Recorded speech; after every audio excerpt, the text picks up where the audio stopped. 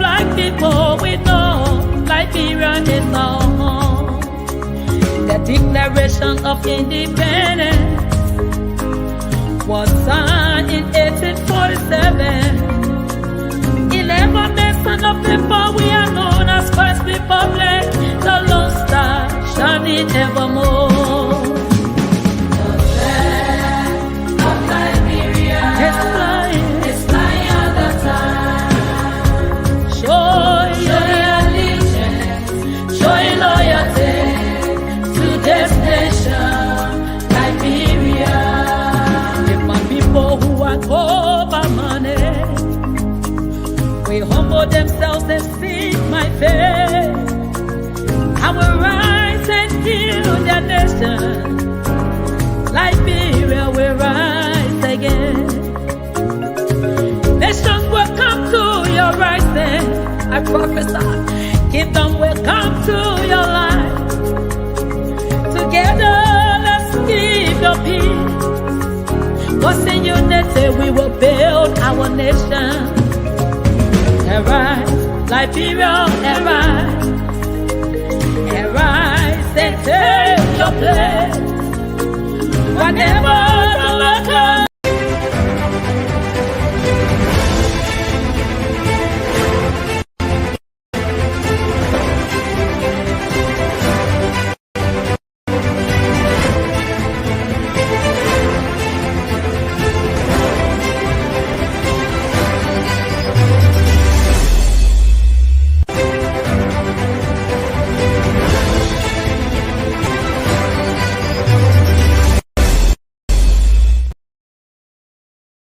Pleasant good evening on this third day. It's a Monday, the third day, in fact, the first Monday in the month of June. The month have come to the middle. Of course, we are now down 6 months. We've still got 6 months to go, but today's the third day of the 6th month of the year, June 2024. What a way we'd like to say good evening. Welcome to Sports Talk on Intel Sports right here this lovely evening. My name is Trojan. I'm the real Ronaldo, and my teammate tonight is the indefatigable Ben Gakba, the man I refer to as the Peter Drury of Liberian football.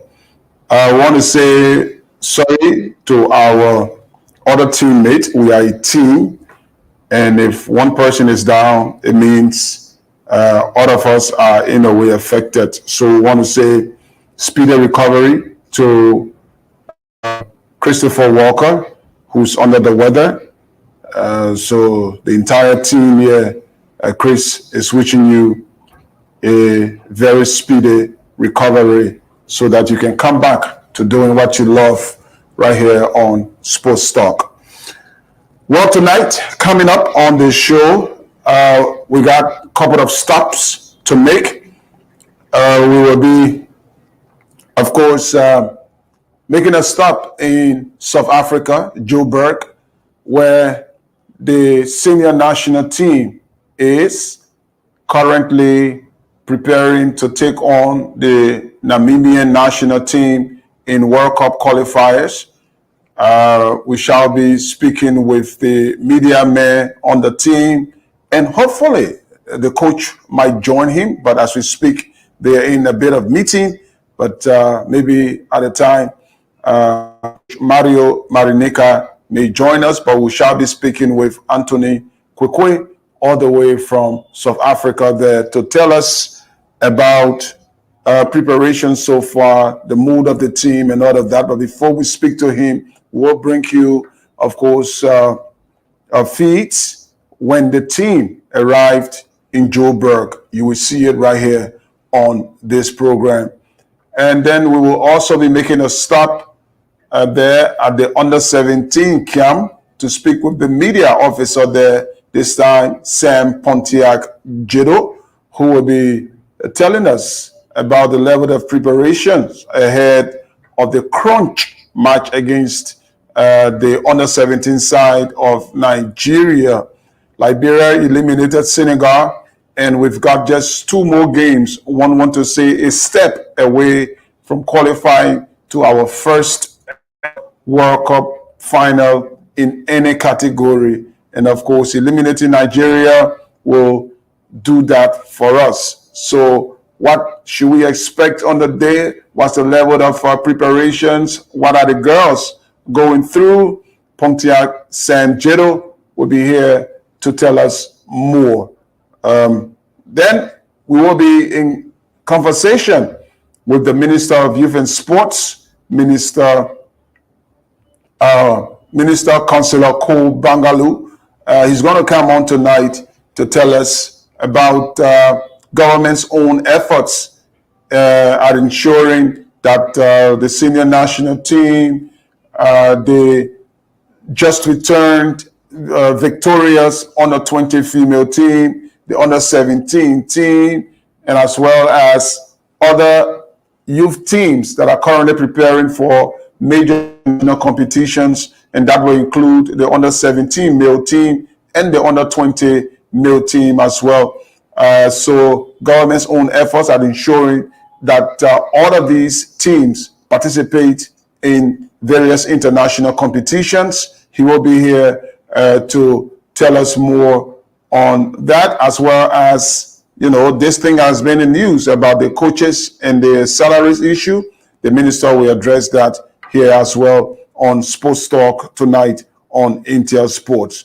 All right, so those are the developments we have lined up here for you this evening on the program. So we're going to get it on the way, but we will be joined, of course, by some of our colleagues in Sweden.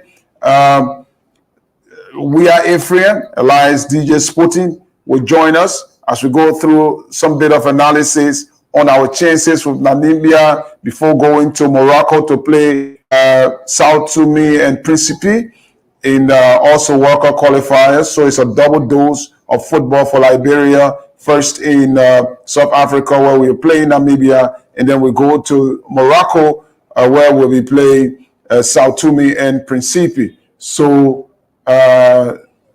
Ria Ephraim will join us, and also joining us tonight is, of course, another professional colleague in Edwin Boy Dolo.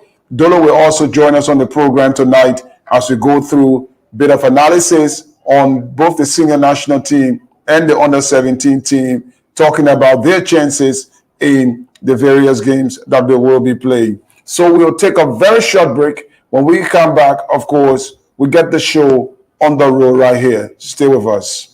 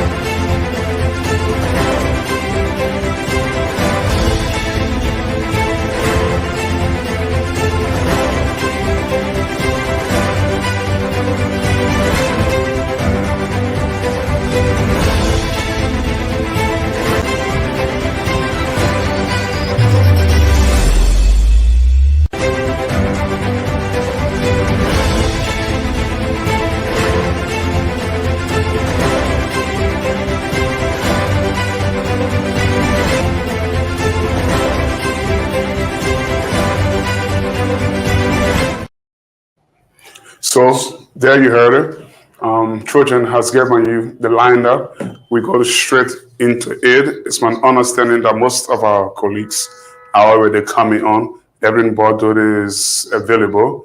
DJ Sporting has unveiled himself, and so is the LFA media officer traveling with the team to South Africa. They're in action just around 48 hours time. Okay, they're up against Namibia, who are using South Africa as their home. So they are all already on. Let me personally say congratulations to you, Trojan. I mean, Real Madrid proved supreme. 15 Champions League crown. No other team in Europe come close. And I would say, like Florentino Perez said it when he was asked by Fabrizio Romano, what do you make of the 15th trophy? We're already thinking about the 16th. But it was a wonderful game, especially in the first half. It was a game of two halves. The first half was a Borussia Dortmund, lots of improvement but no success. And the second half was all Real Madrid, two brilliant goals. And Carvajal, of all person or of all people, will race to the head up and put Real Madrid in the league. His only second goal in the Champions League coming in between 9 years within each other. So you just know how important was that header for Real Madrid. And he won the man of the match. Yeah, definitely. So he's won 6 Champions League trophies. Can you imagine? Not too many people will achieve that feat. I think the whole Barcelona team has how many? 5 or 6. 5. One man from Real Madrid gets 6. So, yeah, and to add to the celebration, Kylian Mbappe has officially been announced as a Real Madrid player tonight. Wow. So the celebration continues. Next in line will be Alphonso Davies, of course. So we're going to be hearing some hip, cool Liberian music in the Real Madrid dressing room now. You know, Alphonso Davies, the Liberian Canadian, he loves Liberian songs. He always plays them. So I'm sure he's going to be, once he joins Madrid, he's going to be taking, we're going to be seeing Vinicius, Rodrigo, Bellingham, all of them will be dancing to Liberian music in the Real Madrid studio. So there you have it. That's how it is. So there you have it. You heard it from the horse's mouth. Kylian Mbappe will be officially announced as a Real Madrid. Officially announced 5 years deal up to 2029. He will be paid a bonus, a signing on bonus of 85 million. That's pretty close to 100 million bucks.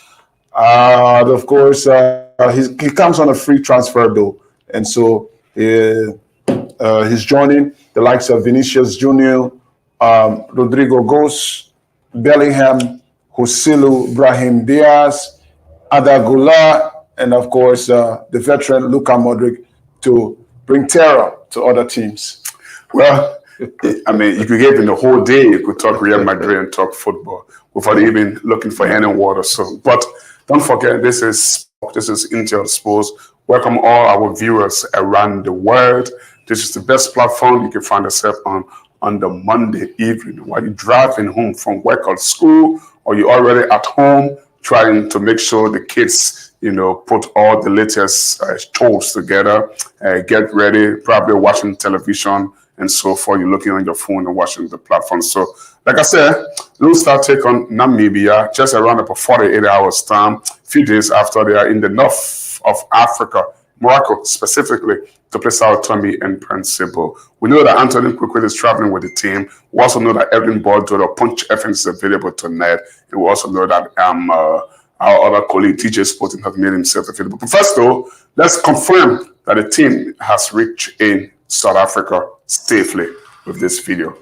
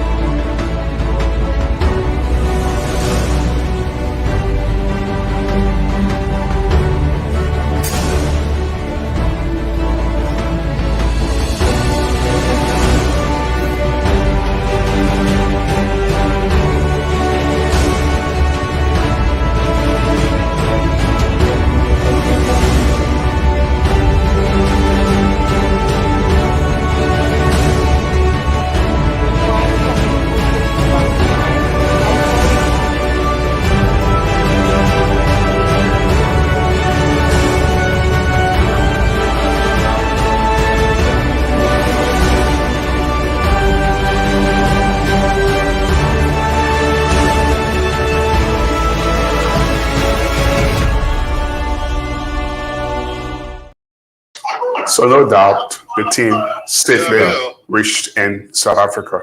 Big credit to the Liberia Football Association Media Department for that. Let's now go straight to the Minister of Youth and Sports, who's in a celebratory mood since, in fact, today is his birthday. So we're about to talk to Minister Councillor Cole Bangalu, the Minister of Youth and Sports. Minister, good evening and happy birthday. I know you're celebrating now, so there's a little bit of you, but we are glad to take you away from the birthday celebration and just talk to us for a couple of minutes. Well, no, man, no celebratory mood. I mean, I just left work actually, and I just got home actually, so we can go ahead and talk actually. But thanks for acknowledging my birthday yesterday, but nothing so extra, man. We're here. No, we just wanted to come over to continue the celebration after the show, and you are the signal from you doesn't seem so good. My house is your house. So you don't even have to wait for celebration. Come here. Okay. Anything, come here right after the show. I'm here. All right. Minister, the national teams, various national teams of Liberia at all levels have been engaged, and some of them will be engaged. They are in preparatory stage, but right now we have our senior national team in South Africa, where they'll be playing Namibia before traveling to Morocco. Our under-17 team is preparing to take on Nigeria on Sunday. And then our under-20 female team has just returned after winning third place in the WAFU competition, while the under-17 boys and the under-20 boys prepare for their own competitions very shortly. So tell us about, there's a huge, task, it seems, on the government with all of the teams in action. Tell us about how you're managing as a government to, of course, make sure that the various national teams participate in all of these competitions. Well, I would like to say we are very delighted. We are delighted with the performances of the teams, the national teams, especially the women under 20 recently returned with that third place award. That was very remarkable. The under 17 are gradually on their way to the World Cup, but I'm very optimistic we will eliminate Nigeria in the next stage of the tournament. And of course, our senior national team, they are out there. They arrive in South Africa. They'll be playing Namibia and then on their way to Morocco to play Sao Tome and Principe. So all of these matches, we expect very good results. We are happy and we know we will emerge. This time around, the players have committed themselves. Even the national team coach, I was in conversation with the national team coach, Coach Mario Mariniga, and he promised that he was going all out. So all we can say, keep encouraging our players. Sunday, we are here to watch our under 17 girls play in Nigeria.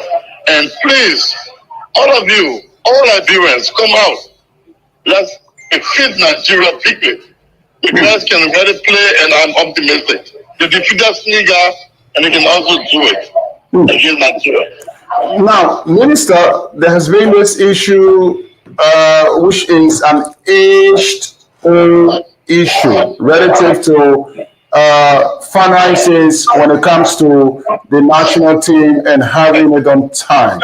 How are you going through it, especially now you have almost all of the teams engaged? Well, look, all I can say, we'll overcome by God's help. Look, Trojan, it is not easy even on the government. There are 34 sporting federations, most of whom have national teams. They representing Liberia outside there. You have the amputees. They recently returned from Egypt. You're going to have the Paralympics on their way for an international engagement. Right now, the Liberian Athletic Federation, they are out there. sport in Ghana. You're going to have the handball, you have the tennis, the chess federation recently hosted an African zonal match here, and it was held in Marshall. And you can name the federation: basketball, volleyball, kickball, all of them demanding support from the same copper, the national copper. So if you have $1 million there, forget it. It goes just like that. The match, Liberia versus Namibia and Liberia versus Sao Tome. The government has to disburse a little over $306,000 US. Prior to that, Liberia played Djibouti. A little over $309,000 US dispersed. So, quite frankly, it is not easy. Most of the teams do not have qualified home grounds. So they're using, for example, Morocco. Sao Tome is using Morocco. So our team will have to fly from South Africa after the Namibia match and then go to Morocco to play. So please, we know it's not easy. It's not easy, but we keep to God for guidance. And we know with the encouraging development with our teams, their performances, we're going to find ways by which some support can come. We already started engaging some of the public corporations as well as private corporations to assist with sponsorship. The mobilization committee was set up, headed by Mr. Thomas C. Floyd. Thomas C. Floyd. He is also working out with his committee to ensure that the support can come, and we're going to do everything possible to see if we can buttress government effort, but it's not easy.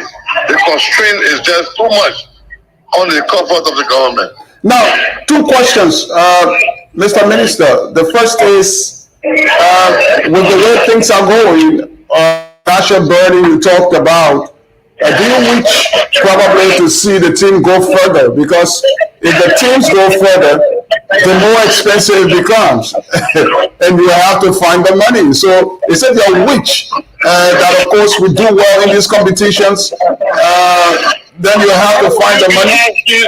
Children, how will you be asking the Minister of Youth and Sport if it is his wish for the team to triumph? No, I'm saying that because of, you know, Listen.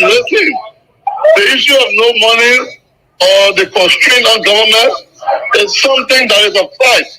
Notwithstanding, it is the wish of every Liberian for the national team to progress. And from time to time, we know we will get the support, not just from government, but one well-meaning institutions in government, in country, to also identify and support the national team. So yes, I want the team to progress. I want to see Liberia go to the World Cup. I want to see Liberia go to the African Cup. I want to see all of that.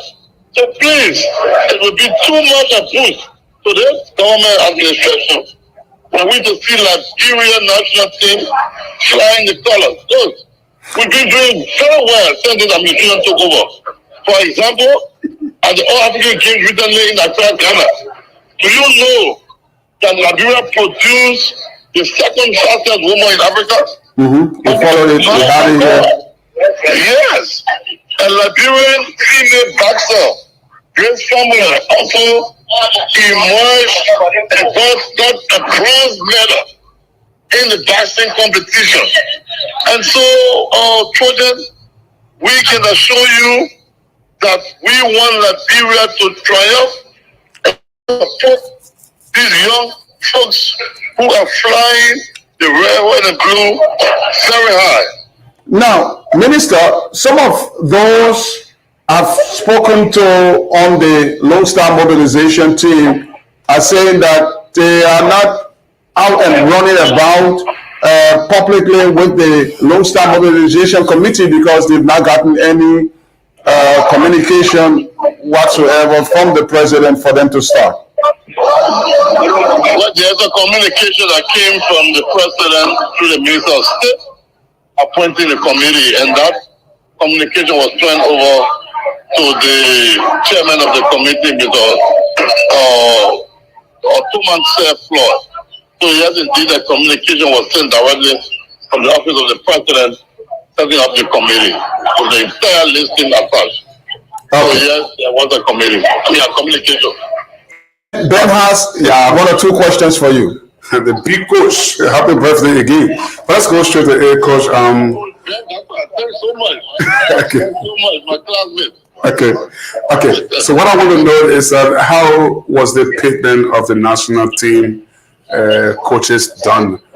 Did you pay retroactively? Were you owing them months? And then secondly, there's been talks in the media about the national team, which should be sponsored by the government of Liberia, having some bills with respect to ticketing, hotel reservation, following the Djibouti v Liberia game in Morocco. Can you speak to those two concerns? I didn't get the question right. Are you talking about the Rio with the Djibouti game? Absolutely. Yes, but the government payment process, it's something that everyone understands. It's not done instantaneously. And so, quite frankly, yes, there's still some payment that should be made. There was a huge portion paid, and there's still a balance that is being processed. And we have gotten assurance that it will be processed and the remittance will be made. And the government has got competing challenges and demands. One of the things that delayed some of the payments was the delay in the passage of the national budget. I think you hear this subject and you've been following what I've been obtaining. It was just until recently when the budget was signed by the president, therefore making it a tool for expenditure. And so, you cannot just blame it blanketly. There has to be a stated source or reason why the delay ensued. And so we are pursuing that with the fund administration already to remedy that situation. So, are you aware that the public have think that the Liberia Football Association should be the one to settle that bill? Because the president has received barrages of attack with respect to the Lone Star ticketing money and hotel reservation and accommodation and so forth. Say that again. In the public, some sector of the public and the media think that the LFA should be the one to fund this bill. Should be the one to pay this ticketing money, hotel reservation, and so forth for the national team, the Lone Star. Well, look, Ben, I wouldn't want to say outrightly that, because you know and I know that the national team is owned by the government of Liberia. The FA has been doing its part. Are you there? Yeah, I'm here. Getting you loud and clear. Doing its part with especially handling the technical aspect of the national team. And so, in terms of the rest of the administrative thing, I will not be against the FA providing assistance if the possibility exists. But I would like to restate that the national team is owned by the central government, and we expect the central government to be the prime financier of the national team, and we take it as such. That said, let's talk about the payments of those coaches. Were they paid months? Because we learned that there were some bills also with their hotel rooms that they were in. Has that also been settled? Yes, I wouldn't want to go into the details of private matters. I wouldn't want to go into the details of the privacy of relationship that exists between the national coach and the FA. I wouldn't want to go through that. Okay. So please, because we got to respect the privacy and sanctity of contracts. And so there was a contractual agreement between the FA representing the government and the coach. And I think the details of the contract are clear and must be respected. Were there delays in some of the remittances? Yes. But I just said to you, it can be also be attributed to the delay in the passage of budget, and we're going to work with the FA to ensure that the relevant documentation are finalized with the Ministry of Finance so that the coaches can be paid on time. But you can also please be aware that some commitment has been made already towards that. We made some commitment, and the coach was happy with our intervention, and we can just say we are well on course with the coaches. Okay.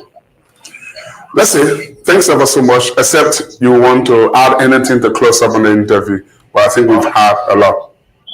Well, thanks so much, and please continue to give your usual support to the national teams. We are in tough competitions right now, and we know we will triumph at the day. This is Liberia's time, and we want to encourage all Nigerians, especially, to show up at the SKD Sports Complex on next Sunday, June 9, to give our Honor 17 female team the support that is needed so that we can, for once, eliminate Nigeria just as they did against Senegal. And it is very, very possible. Thank you so much. Thank you. Happy birthday again. Happy birthday! Thank you. Children are driving jet past your house. Thank you so much, Minister. Thank you, sir. Councillor Ko Jero Bangalu. They're speaking with us on Sports Talk. Well, let's now bring our colleagues on. Anthony Kwekwe. Let's bring on Emmanuel Bordoro. Let's bring on DJ Sporty. Let's analyze the Lone Star team selected to take on media. Okay, let's see DJ Sporting. I must say many credits to him for his commitment. Always available. Hasn't been a day that he has given up and say, oh, I can't be available today. So Sporting, firstly, let's say welcome. Good afternoon, Ben, and good afternoon to my man Anthony Kwekwe in South Africa. I mean, I can speak Swahili, so yeah, I gotta manage you. Good afternoon. Anthony, have you spoken your first Swahili? How do you say hello? No, I haven't been able to learn this all of the time. Do you know what is, if you meet, let me teach you one, okay? If you meet a lady, just tell her nakupenda. Yeah, I'll try to learn that. Nakupenda. Just tell her, say nakupenda. You see her I respond. love you. You know, that's it. I don't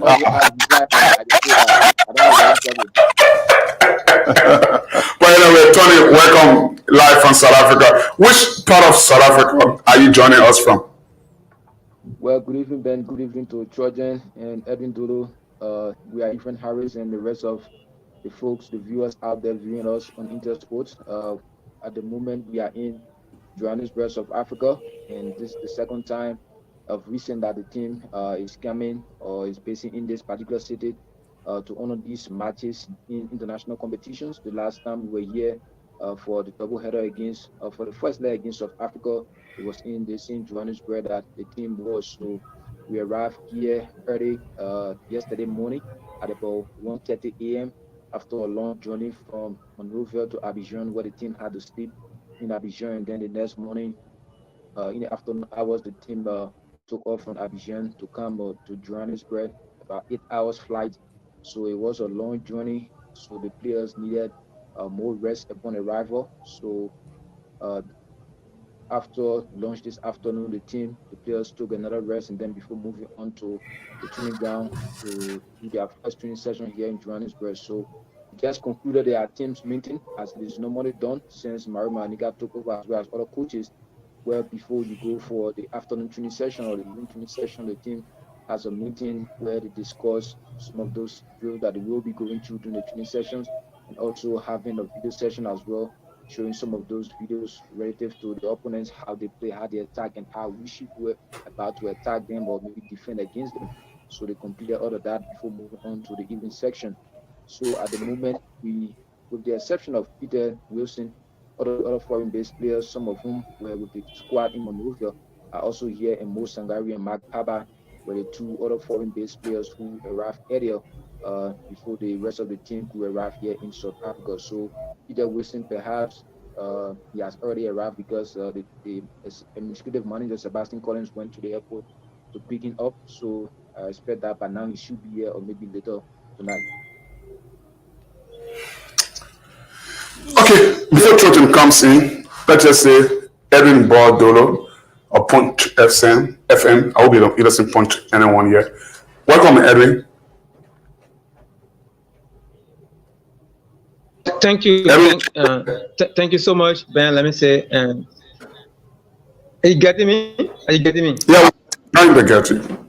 We're getting you. Yeah, let's go. We're getting you. Okay, so okay. Thank you so much for the show. Let me say, good evening to Harris and to all of you. It's good to be on the show. Intersport. I tried the last 2 editions to be on the show, but it was difficult. But thank God I'm on the show today.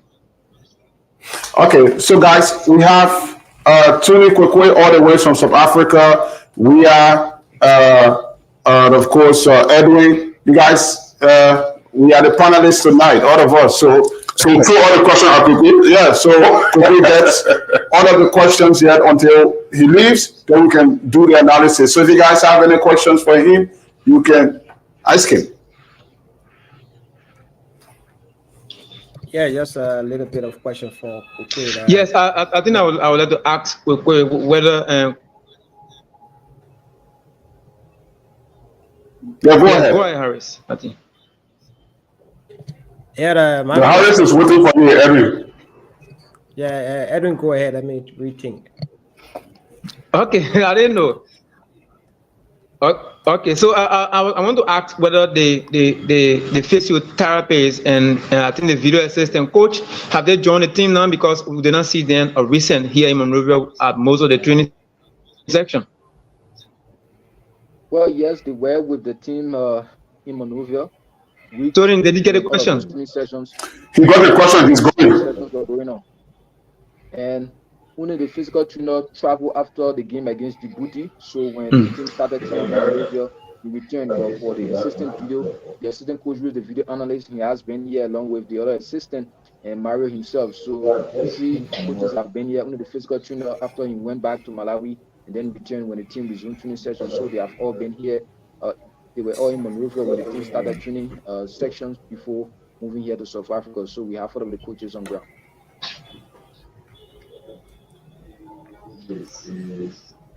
All right. Dolo, it's a question answer. Do you have any? Sporting wants to come. Yeah, but yes. I think it's okay. Let's listen to Weah, then we'll come with the second question. My question Okay. to Anthony Kwekwe is that you've been in Liberia and you watch the national train over and over and you travel with them. Do you think Liberia, are they keeping their traditional system under Mario, which is D52? Do you see anything like that from the training session, or do you expect something new comes Wednesday? Well, once it comes to coaching, every coach has their own system and their own style of play. Because yes, you may expect that once your coach comes at some teams, he will say, tell you that this is how we play, so you must be able to continue on this style of play. But I mean, Mario came with a different style of play, the fast football, where he, and moreover, those style of play or that style of play that he introduced, the fact that a lot of the team's past games, and what are some of those mistakes that they made that lead us to conceding goals. That's one of the main points he always stressed on, because you found out that even some of the matches that we won, we consider goals. So that's one of the main areas he always focuses on to ensure that the team goes out there to defend as well. If you win a game, ensure that you don't concede. And if you go out there and then you don't win a game as well, make sure that you don't concede a goal as well. And if you notice, most of the goals that we conceded in our past matches were all individual mistakes where the team, because it's very difficult for opponents to build up from that defense, come to the midfield, attack, and then they just score on us. You always realize that whenever we have the ball, maybe trying to build up from defense or maybe trying to pass the ball in our defense, someone make a mistake, and then the opponent capitalize on it that result to us conceding a goal. So that's something Mario worked on to ensure that we don't concede in all of these matches that we play, and he succeeded in that with his first 2 matches against Djibouti. So that's the message he has continued to push to the players in all of these training sessions. And additionally, what I noticed is that most of his training sessions before the games are based on what he sees from the opponents in the video analysis, how the opponent go about to play, how they defend, and how they attack.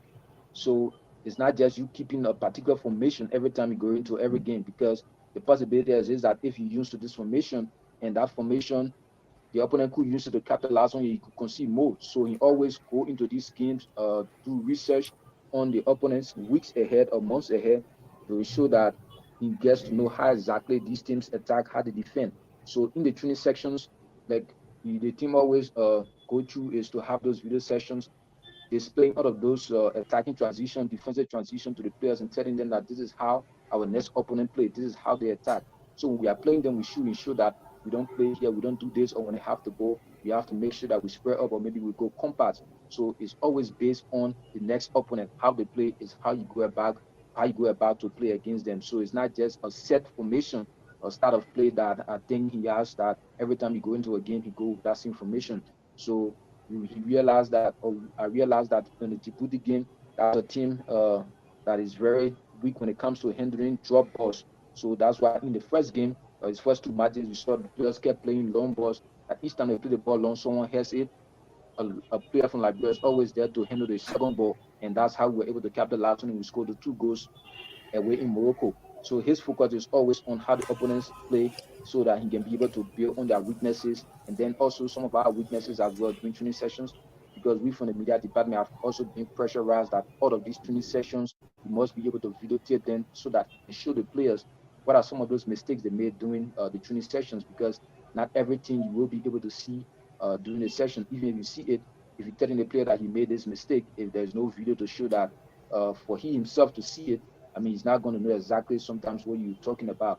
So we ensure that we record all of these training sessions so that when they're having their video sessions, they see exactly those mistakes and you're talking about, and some of those good build-ups or maybe good tactics or performances that they carry on during the training sessions that they have to improve on as well. Yes, thank you. Okay, so like you said, except Peter Wilson, but of course you are almost certain that he is there now, or he is almost there now. Let's put it like that. I mean, let's talk about the morale. I know you just arrived yesterday. Today, the game will be on Wednesday, so you have the entire tomorrow. Let's talk about the morale. This is a team that is still being put together, if you may, mostly local players, few overseas-based players. So let's look at the chemistry in there. I mean, talking about the mood of the players in there. How is it like? Some of the old players, how are they interacting with the new players? How is it like? Well, it's almost like a family team, because every time you have these players together, regardless of who just joining the squad or who about to make their debut or have been called for the first time into the team, most of them also play together at the local scene, apart from those foreign-based players. But the fact is, whenever they are together, you always have them team up together, and that relationship, that closeness is always there between the players, and you always have them sharing fun. And then once it is time for concentration, especially during the team meetings, they all focus on the game, ask questions, things that they don't understand from the coach, ensure that they understand it before going into the training session and then those games. But once it is time for fun, they all share fun together. And I mean, the momentum is always there from all of those games that have been behind the team as media officer to cover them, going to other countries. I mean, it's always among them as players. So it's not like maybe someone come to dissatisfied on the camp or someone not willing to be a part of their friends staying away from their teammates. I mean, I haven't experienced that since I've been covering the team. Okay, what time will be the game on Wednesday? It's going to be on Wednesday. So On the 5th. what? Yeah, Wednesdays. Wednesday. So what time? Time talking about.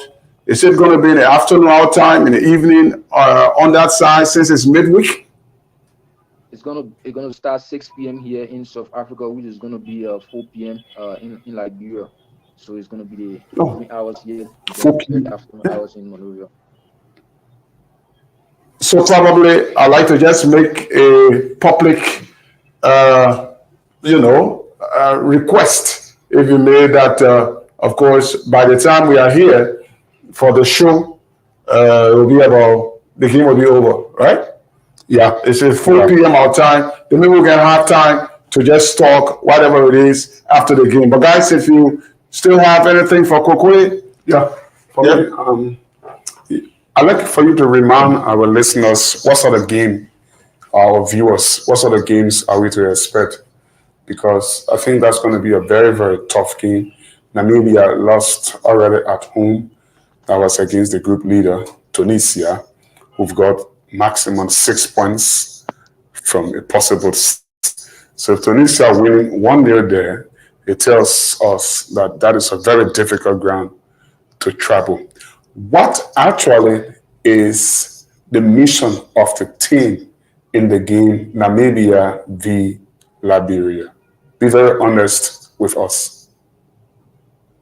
Well, you're not going to see the team attacking that much because Namibia is a better side than us. I mean, that's clear.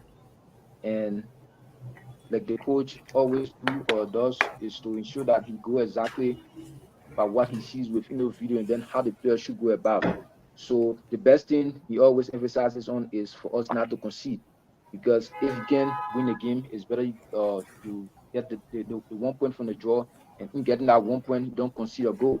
So you just don't go all out against those kind of opponents, because you may not be able to contain them once you go out and then not having that defensive strategy to contain them. So perhaps it's going to be the same long ball. I mean, that's going to be his own strategy because he has the fun as to how he's going to play. But I can tell you that we're going to do this, we're going to play this formation, no, until he can come up with that. But from my own personal view, I don't think we're going to attack more as compared to the opponents. So we're always going to be very mindful as to how we go about in attack, and then with more focus on defense. And then tell us, Liberians are concerned. Yeah, go ahead, Dolo.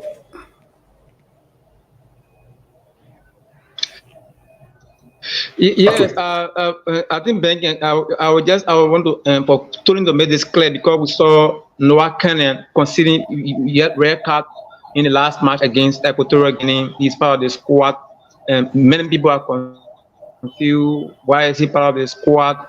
And we also saw the arrival of Mark Paba.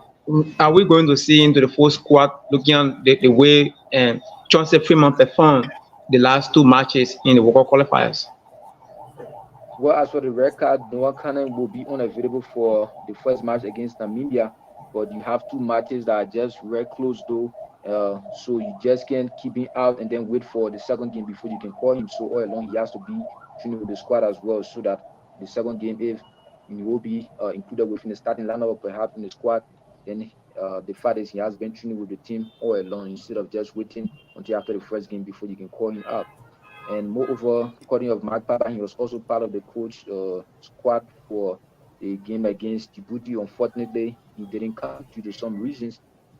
So I think the coach wants to see him play, because it's about having additional players, additional pool of players where you can have several options to choose from, and not just being satisfied with a particular player in a particular position, because the more options you have, I mean, the better for you as a coach. So it's also important to have those players coming to join the team and There were additional players who were invited as well, foreign-based players, but some were excused due to some personal reasons. So the ones that are available are the ones that will be part of the squad, and the coach will be able to see them as well. And we also have Sheikh Cisse, who is also on the reserve list. So perhaps if the need be, he may be invited to either this game or perhaps the next game against Sao Tome in Morocco.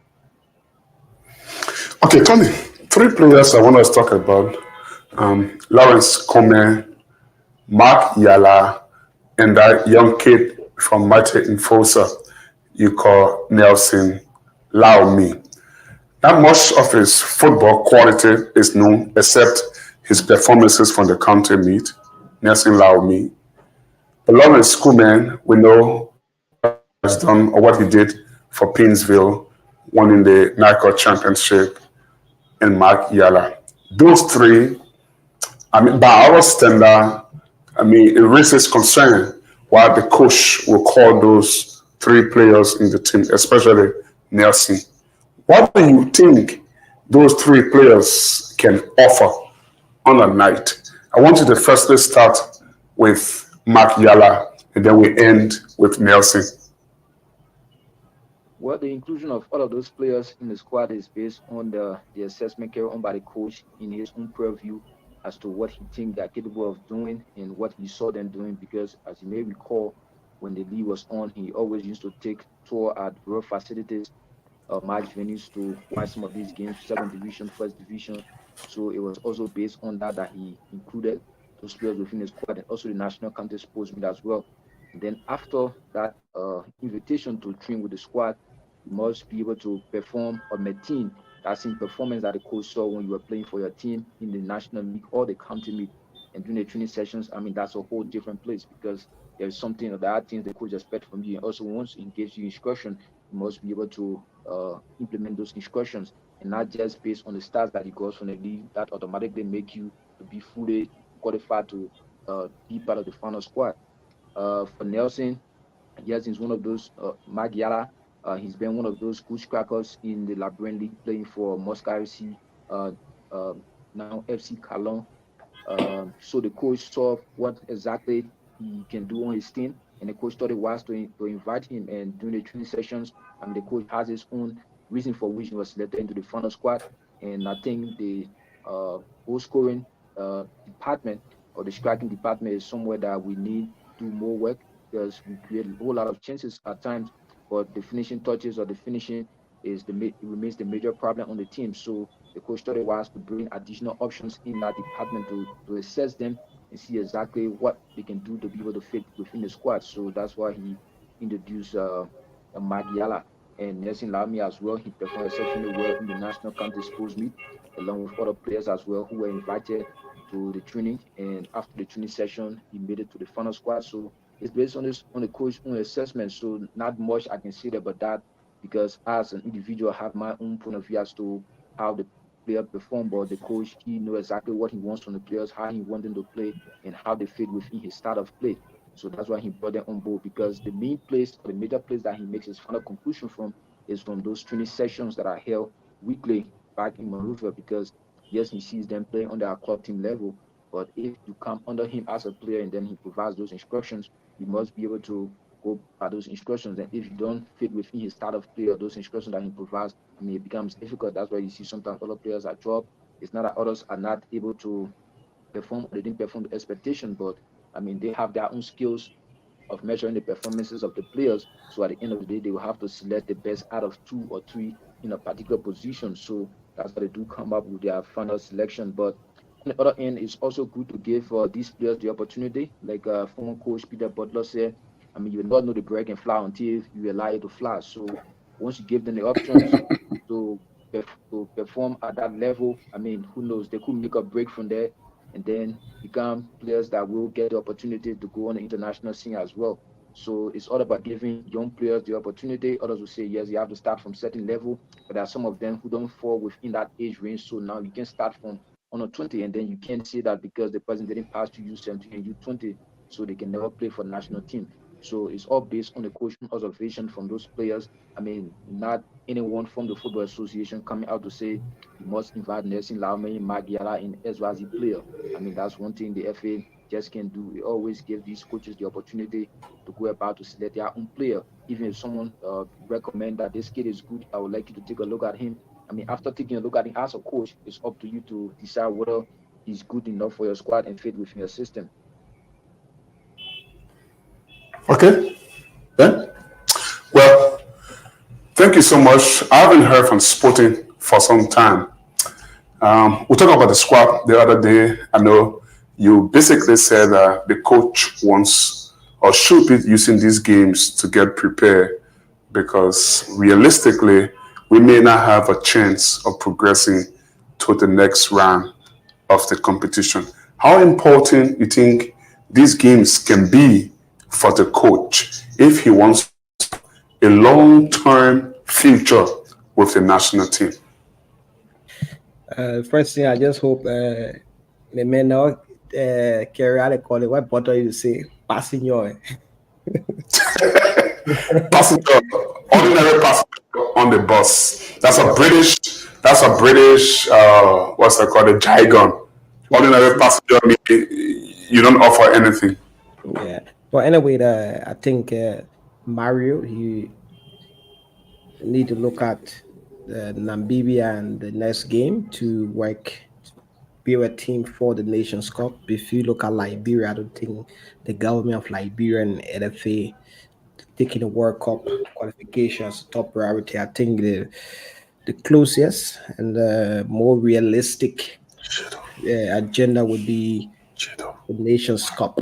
So I hope and pray that with the guys given the opportunity, the Magiala, we'll talk about Magiala, we'll talk about Lawrence Koeman, Yaya Belete, Chances Fremont, and other people, they need to step up to the plate.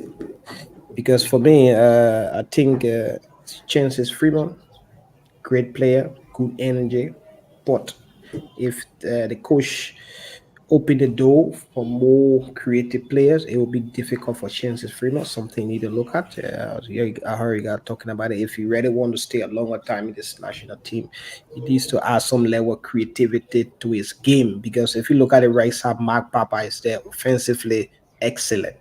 He can survive. He's creative, track back. So a little bit of trouble for Chances on that side. So I think we can use Namibia game and the next game and prepare for the Nations Cup. This will give us enough time to look for money. Yeah, we gotta look for money on time to get the team to camp. That's number one. Yeah, and then prepare one or two friendly games because it's important. You cannot bring people from the police barrier or the police camp directly into the army to where war. They gotta go to some kind of training, to come and say the man brief. So I think we need friendly games to help the coach because some of the guys, sometimes you take them to national team level. The secretary, great player, but he waiting for maybe one free kick the entire game before we see something going. Yeah, so I think we need to look at the work of the Nations Cup, use our friendly game, our World Cup qualifier to build a strong team. One man can save two masks. So now with having two less, you cannot claim two hills at the same time. We need to find one hill to claim. Yeah, I think so. But Edwin, Bardolo, if others are doing it, it's it that we don't have the caliber of players, we don't have the finances. But do you agree with Sporting that we should just use the World Cup qualifiers as preparation for the AFCON?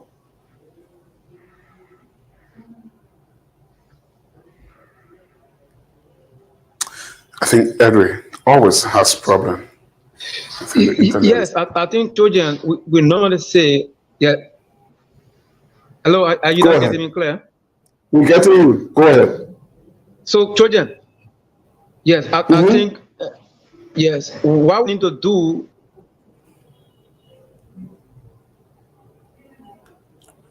I think the lamb is coming and going. Okay, but your sports talk. Fast and Furious. Fast. Yes, but we need to work on very hard. We need to work very hard as a country to make sure that we can reach 2025. It should be a target not only for the Football Association, it should be a target for the government. That means finances should be made available. It should be a target for the players. They should see it as a feature for them to fight after. It should be a target for the coaches. They themselves should see it. So the fans, everyone have to get involved, because you cannot set 2025 qualification as a target, then you are missing something. For example, you don't have the fans involved, you don't have the government involved, the team will struggle. I spoke with the coach, my son John, I spoke with the coach just before the team departure, and all of the time they train, they could not get any major international like friendly match to play. For example, they had to play Black Man Warrior. If we want to carry such mentality to 2025, it won't work. Because you have to prepare. You need not only the right kind of players, you need that preparation to be into place. You cannot qualify for 2025, for example, when you don't have constant international friendlies. When these windows come during the FIFA windows, you need to prepare for them. You need to look at the calendar and see how can we plan for it. So it's a whole lot of work that we need to do.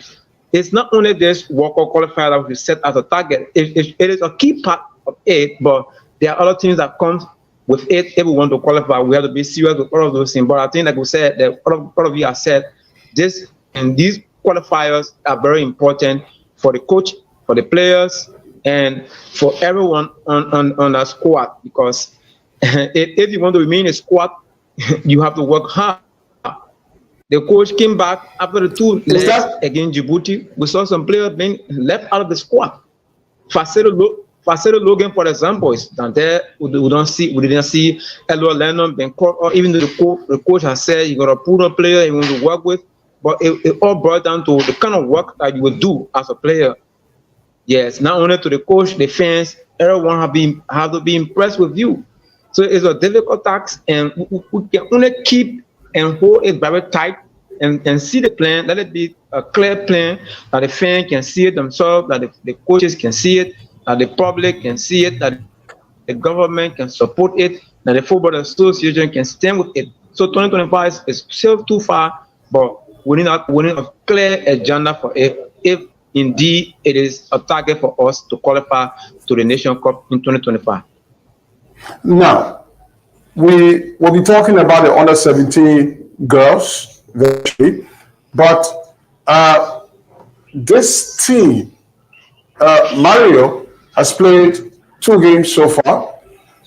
He's not conceded, both home and away, but he has failed to score home in his only game here so far.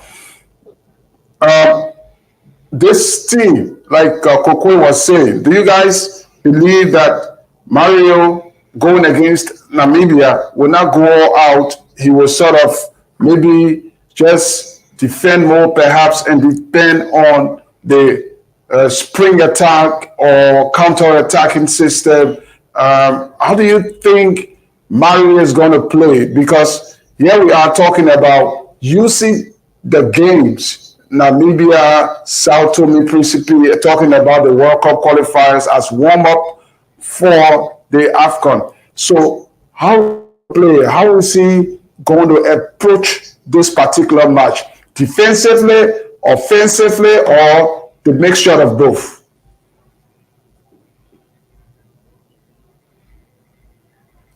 Yeah, let me start with. Yeah. I don't know where to let to begin.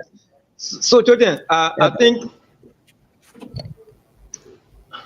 Yes, thank you. So. Yeah, we're listening. You starting with me? Yeah, we're starting with you.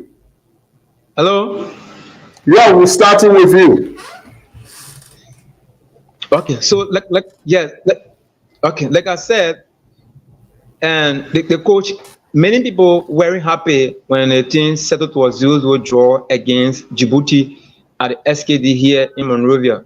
Even the first leg, they won 2-0, but a lot of people that watch the game were very happy because, here in Liberia, we are noted for what we call beautiful football. You pass the ball, you get the ball, you dribble one man, you pass the next man, you dribble 2-3 person, then the fans say you are a very good player. But technically, if you watch a game over, you will see that even though the team missed a lot of chances that Tony just said, Liberia created close to 5 clear chances in that match at the SKD. But again, we could not convert them. You are going against Namibia, they are very better side than you in terms of recent performances that we are seeing. They were in the Africa Cup of Nations. They won against Tunisia. Tunisia had to go back and revenge in the qualifiers against them. So they are a very good team. I saw them very compacted. They got good midfielders. Many of them play in South Africa as well.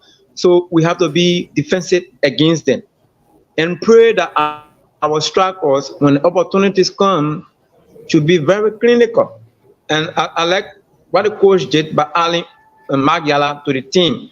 If you look at him, he's been very consistent in terms of scoring goals. Yes, in the local scene, in the local league, he's been very consistent. And the coach complained about our players not being so physical. I think, like Terry Saka, he's so physical as well. He got the control. It's left with him. Like we saw with William Gibson, the last one, having 11 was also given a clear opportunity by the coach to prove himself. He had a goaling opportunity at the SKD. He wasted it. So the strikers, I think that's one area that the coach needs to focus more if we have to win him, because they want to play a compacted game that is sitting back and launching counter. We need our strikers to be very clinical. So for me, I would agree if the coach can play a much more defensive system against Namibia, because we are playing away from home, and with Kemo Kamara, Samson Due, and Natu Swen, for the 2 games that we saw, they were very excellent in defense. If we can rely on them for the performances from the 2 games, we can play a very compacted football or a defensive football against Namibia and pray that our striker can make use of the chances. Okay. Yeah. Thank you. Yeah, I think against Namibia, it will be a very, very, very, very tough game. Okay, a game that we need to stay alive for 90 minutes. We cannot see any of our central defenders switch off for 2 seconds or even 3 seconds, because Namibia, they bring in this kid from the South African second league with 17 goals right now in the South African second league, 17 goals. And who knows if Peter from Mamelodi Sundowns would turn up for Namibia. We heard that he got injured before the South African Cup just on weekend. So we should keep our finger crossed. If Namibia show up with Peter and that guy from the South African second league, then our defense will play Namibia with only 7 players, because our 3 in the back will not step forward. Even if we play 4 in the back, they would not step forward. And another thing, Liberia cannot afford to give Namibia a lot of completed passes like how we did with Djibouti. Djibouti, a lesser intelligent side. If those guys were intelligent, bro, take the game for Liberia and nail Liberia, because we allowed them to build up so many times. They build up on the back, brought the ball into the middle point. When they go into the creative zone, a little bit of mistakes on them. But when it comes to a team like Namibia, you can't give them the better. So we need to find a balance. If we want to run with Namibia, then we want to run with them for 90 minutes non-stop. And the next thing our strikers up from is Peter Wilson. He need to show up now. He need to show up. Liberia has been forgiving him for a long time. Show up today, you play, okay, maybe you score. Yeah, you score. Let me just come in here, Boy Dolo and Wia. Let me just come in. One of the things that perhaps Mario might struggle with is in attack. Of course, we will see the consistency of Dole, Sangari, Noah Kenneth, and all of those guys will be in the midfield. But at the front, we now see Magyala, we now see, how you call him, Peter Wilson, all coming in to the squad, and you were saying Liberians or the fans want to see Peter Wilson especially. Is it going to be a problem? Because goal scoring for Liberia, of course, has always been a problem. Maybe we'll score 1, 2, but it's been a while. I can't remember when Liberia scored 3, 4, 5 goals. All right. So how is Mario going to tweak that? Is he going to keep changing strikers until he can find, his guy? Yeah, if you look in the squad now, you may go Peter Wilson from looking at his scoring form for club level. But when it comes to Mark Yala, me could never play Mark Yala number 9 now. Maybe the next 5, 6, 7 games. Because if we talk about like the Liberian national team, we try with one creative player. One, that is Oscar Dolit. One creative player. Excellent. I can go 90 minutes. We're not talking about Sekou Sherry off the ball 0. No. We're not talking about that. We're talking about a player that can play 90 minutes with high of confidence in Sekou Sherif. So if we play Peter Wilson, then we need to find the passes because Peter Wilson cannot survive alone. His tactical ability or tactical awareness, playing with his feet, is not up to the African level because he grew up in Europe, not African football. African football is about surviving. And then we talk about Mark Yala. If you look at Mark Yala in terms of speed is not there. Strength, yes. What we need to do, maybe bring it from the left. If we want to change the formation to 3-5-2 or want to attack with 5 players, during our possession, defend with 5 players defensively. So there will be some kind of balance. Terrence Sacco, you need to steal the show. Big man, strong. Man, he put Didier Drogba up there, man. Survive alone. So Didier Drogba, George Weah. Strikers with big body, huge. They need to survive alone. So Terrence Sacco needs to wake up. If he cannot wake up, bro, the next person will see that alongside Jesse will be a gossip.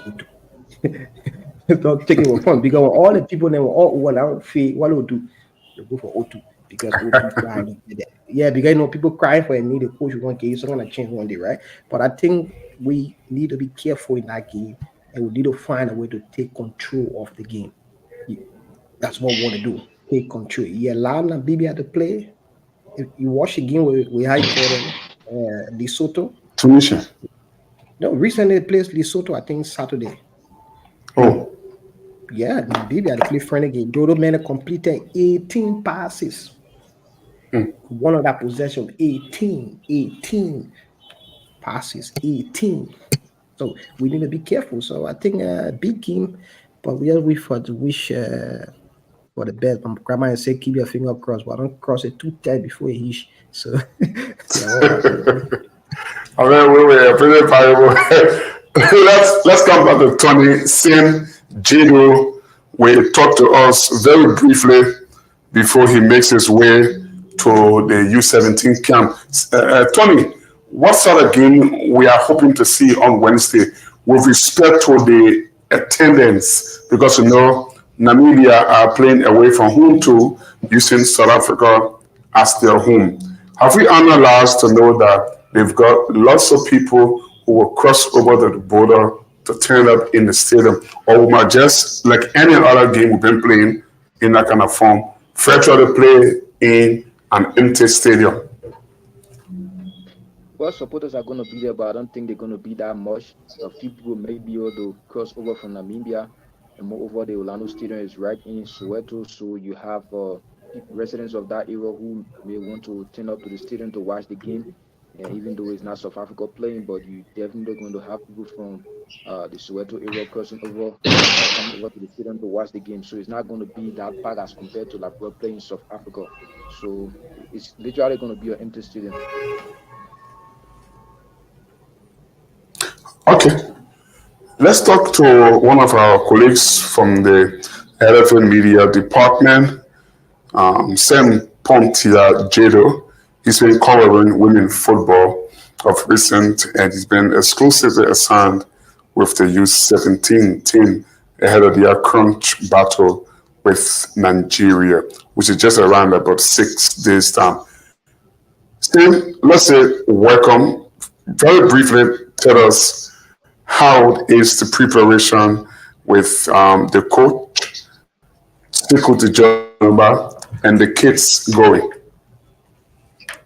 So Ben, I want to say thank you very much, and thanks to many Liberians who have been supporting the team since we began this journey, and it has been wonderful. The preparation is continuing. The team has been on camp for nearly 1 week now, and then according to the president, the team is going to be on camp until they return, like in Nigeria.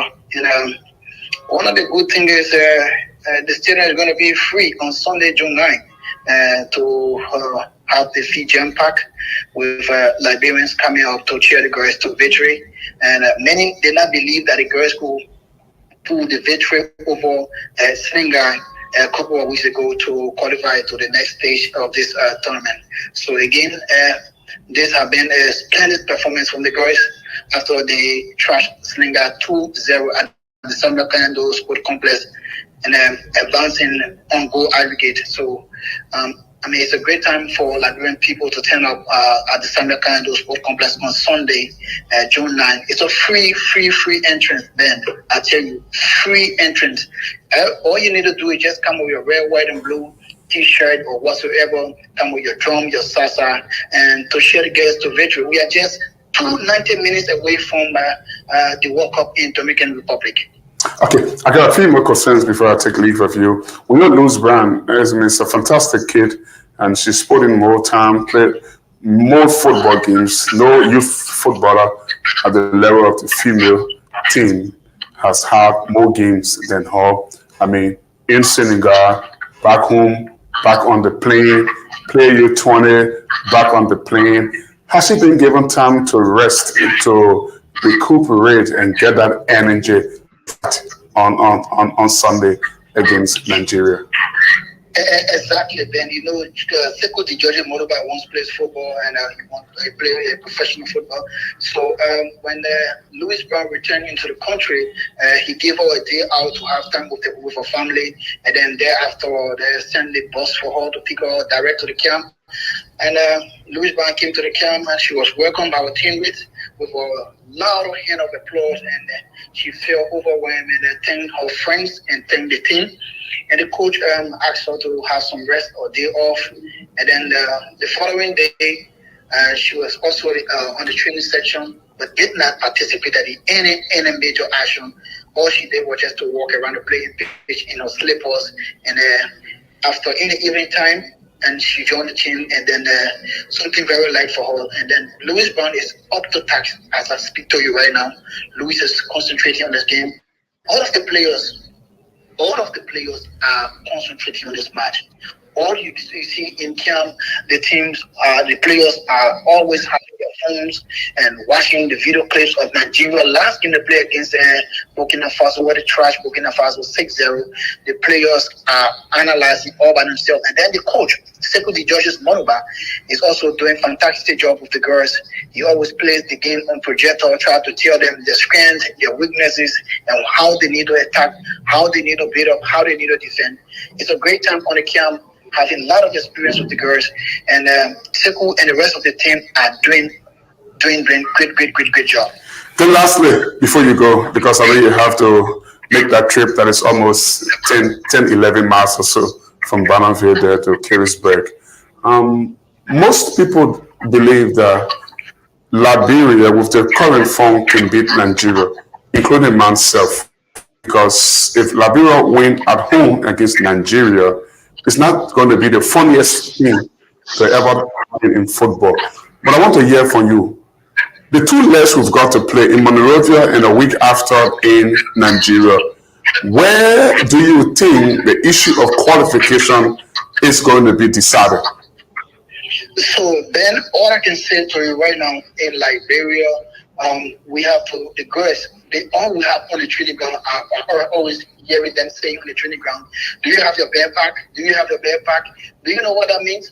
They are all speaking of they are prepared to go to America to go and play to fly the flag of Liberia. So they are here to defend the colors at home first, because when you want to prepare a team or to qualify, when you are playing at first, All you need to do is to put in your all necessary goals and defend well and deny your opponent against your country before you go for the return leg. So all I can say here in Liberia is going to decide our qualification. And Sekou Dijoje Moriba always tell me every morning, every afternoon, Liberia U17 women's national team is going to the World Cup. Thank you. Thanks, Sam Jado. We should on two tires to kill his breath. Yeah, sure. Let's go back. So, guys, let's talk quickly about the under-17 team. Our chances against Nigeria. Let's start up with you, Dolo, and then we'll come to maybe Tony. Yeah, close Tony. up with Harris.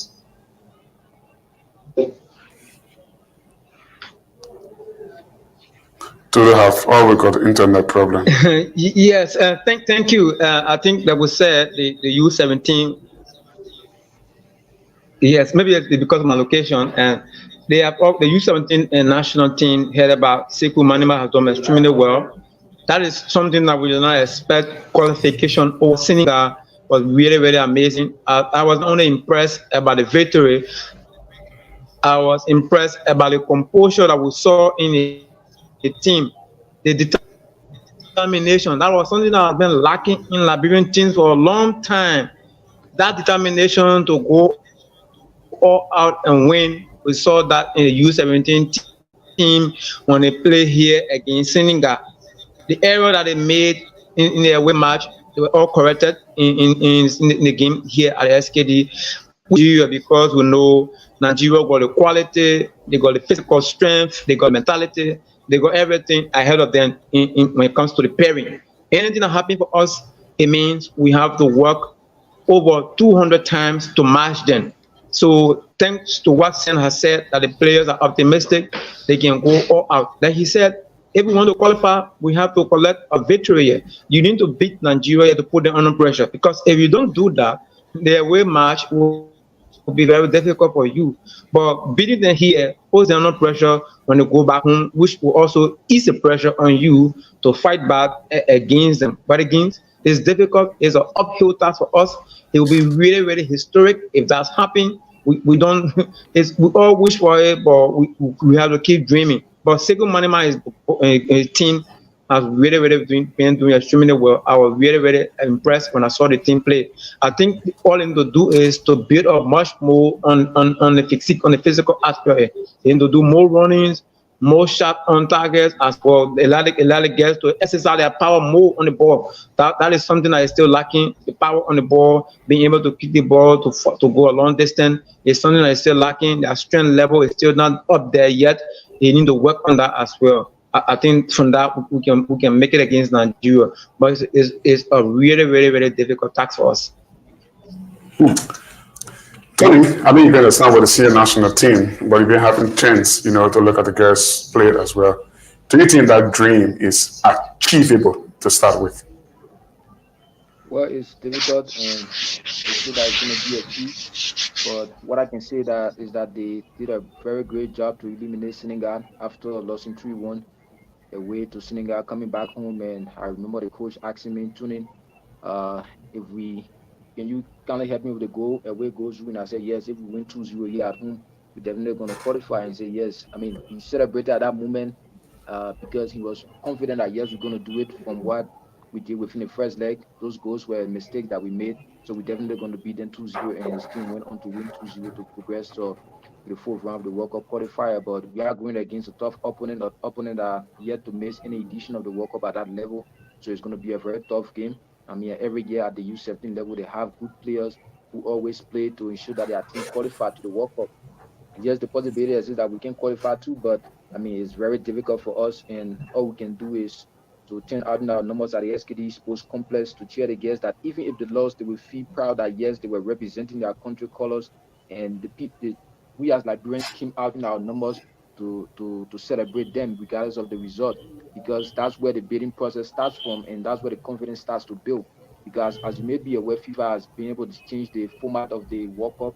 Well, I think so beginning next year, it's going to be held annually instead of maybe after 2 years. So if it's going to be held annually, some of those players may be above the age limit, but there are some who will still be within the squad. and we still have other younger players who will be included in it, so that next time in the next edition where you just have to pass the first 2 rounds to qualify, I mean, they're going to have that confidence that yes, if we're able to pass the last 2 rounds in the previous edition, this time around we can be able to do it.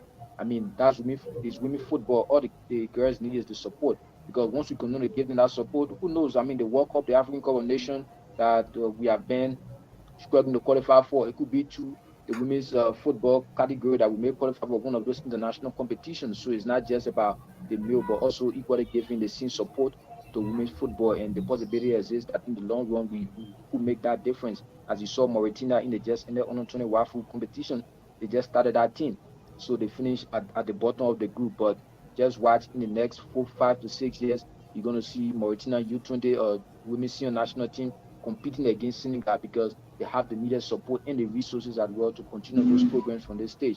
So once we give the girls the support, continue all of these programs that we have, I mean, we too can reach that same level. We too can be one of those top contenders that even Nigeria or Senegal coming against us can say that yes, we are going to a difficult game. But if we just stop at this juncture and then wait to start another process in the next 2 to 3 years, I mean, our counterparts will be way ahead of us. So the girls need our support as well. They seem to equally support the males. Right. So we are. I'm going to ask you. That's a tricky one. Do you think we are making too much of this as Liberians?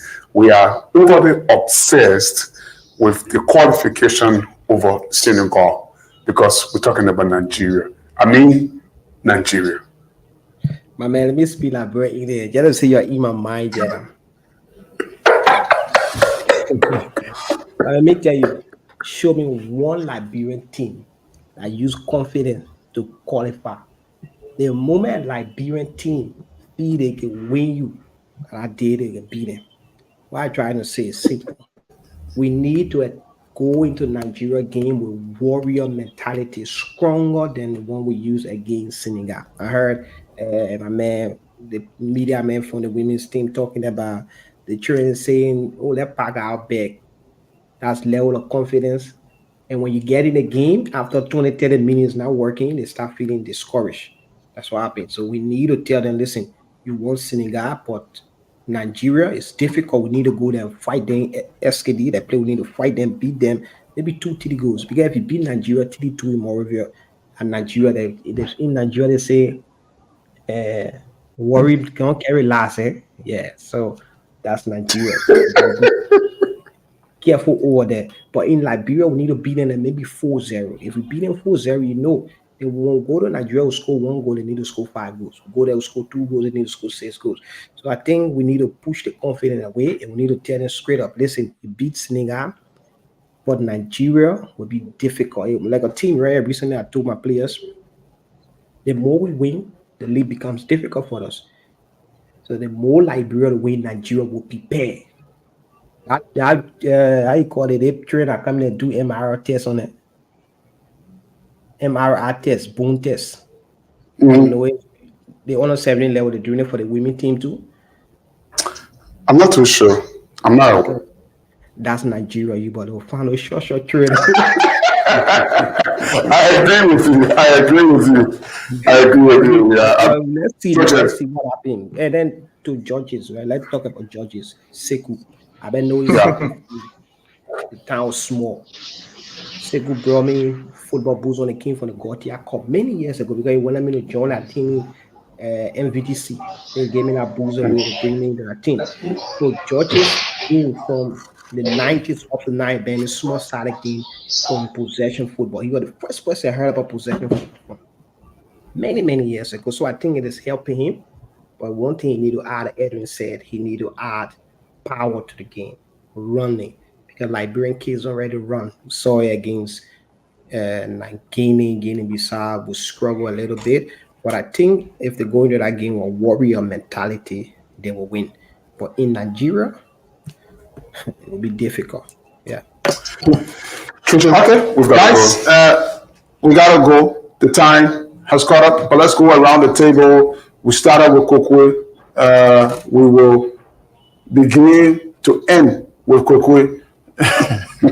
And then we'll close up with Dolo. So, Kokwe, It was nice having you tonight. Probably a word or two to Liberians. When we meet again, we'll meet on this very show. It'll be Wednesday night after the game. And probably we might then be speaking with the coach. Well, thank you, Trojan. Thank you, Ben, for having me. It's always a pleasure participating on your show. And to Liberians out there, let us continue to support the team. Yes, there were challenges, or there will always be challenges, especially from our side. Once it comes to the preparation stage, I mean, the team experienced a lot of challenges coming into this fixture. So there must be room for disappointment as well, not having that high expectation. So that at the end of the day, if it doesn't meet your expectation, you start to feel that much disappointed. There must always be room. And at the moment, based on the resources or the support we get from government, the private sector, and the kind of players we have playing abroad, we have to spend more time, because the more time you spend with local-based players, I mean, you are able to train them to work on their weaknesses to make a better national team players. And if you have more options on the international scene, I mean, that helps to add up to the strength of the local-based players that you are training. So what we have at the moment is what we have. So we just have to work with what we have to ensure that we get the needed result. If the result doesn't come, that's the game of football. Yeah, Thank you so much, Johnny. Just to not eat a lot of your time, bro. I want you guys to take the picture today. Keep this picture. I'll take it on my phone. Yeah, keep it. This is Liberia in red, and this is Namibia in blue. Namibia, they will play with 5 players up front.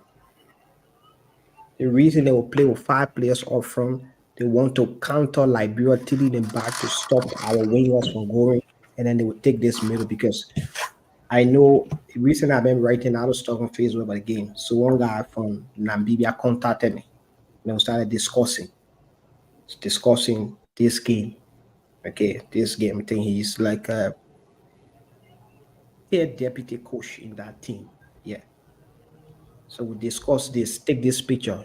Rain or sunshine, they will counter Liberia wingers with this. They are seeing 2 and 3. But if they attack, they will keep 5 players behind. And 5 players will be from the box. Right here. So I stop that ball. My man, wait, man, let's more Swahili for all bars. Hey, no, yeah, my man. So you come back, teach you about Fast and Furious. Okay. Hello?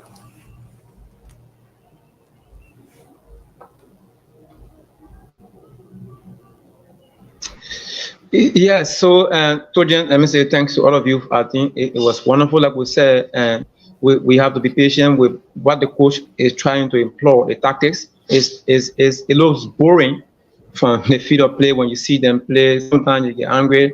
I saw the emotion at the SKD, and probably thank God we are not playing at home, playing far away in South Africa.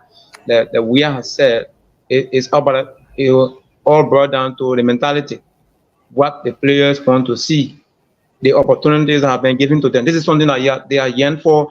Media people have cried for them. Even the fans have cried for them to be included. Now we have majority local base, and many of them will be given the opportunity. So this is a trial process for them. They need to see it. They need to exert every effort, put in that agility, that energy to fight. Because if you want to compete, you have to fight.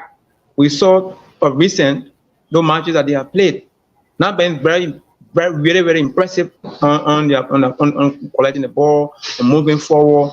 But again, we can all look forward to that. Mark Yala, William Gibson, Terry Sacco. I don't want to talk much about Peter Wilson because I don't really see him as that point of center forward, more like a supporting striker. You usually find it difficult to play in an African team, like what we are seeing recent time with him. But with the local guys, they understand Terry Sacco, he should be out there. We saw him here against Guinea, that is Djibouti.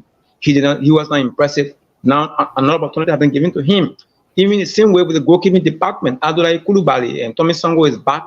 We don't know which of them will be better for that game against Namibia. But whoever gets a lot, they need to work very hard. Thanks so much for the show. Maybe we hope to be here Wednesday to discuss the aftermath. Yeah, to discuss the result. You definitely will be here. In fact, let's just tell the public that Edwin Boyd Dolo, as well as our ever president, Ria Ephraim, will be regular panelists on this show. Guys, thanks to everyone. Thank you, man. Have a great night. Well, that's our time we've got to be here. Let me say thank you so much to Trojan. Again, congratulations to Real Madrid on winning the 15th Champions League. What else do we say?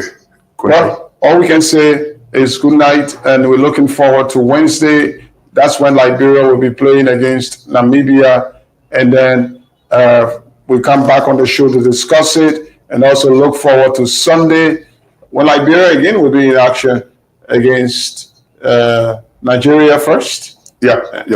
Before we play Sao Tome and Principe. So it was nice. Always being here. As always. Birthday ball. We're coming at you. Big salute, guys. Bye-bye.